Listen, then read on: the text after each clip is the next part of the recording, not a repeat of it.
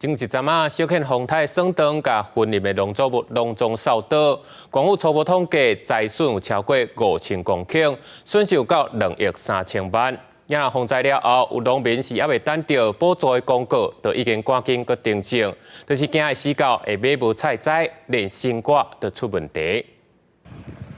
风灾过后，婚礼的农民无用来订正田，因为这摆小庆丰泰透强风，和经济农作物出现因地性灾害。生理种花菜农民就讲，虽然也未等到灾害补助公告，也是爱赶紧验证。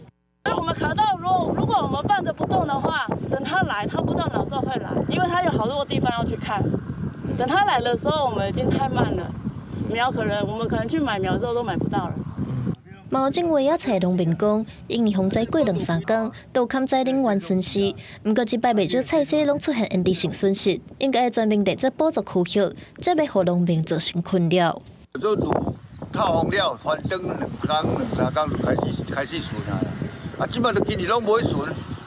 啊无顺都之后只都会大济啊。 根据云林县府农业处统计，这摆受到小庆丰泰受损的农作物已经超过5000公顷，其中以土豆、番麦甲菜色等上严重。希望中央会当赶紧公告天然灾害救助计划。截至10月11号为止，我们的农损已经高达2.32亿元，所以云林县政府在10月6号就已经函报中央农业部进行全面性的天然灾害救助，希望这次农业部能尽快核定。 农业处表示，农民会当先以农产业天然灾害现地翕相 App 加记录团起嚟，若针对因地性损害，若无法度为外观来看敢有受损，会当第3个月来登报，才个认定公告。记者王伟雄回应报道。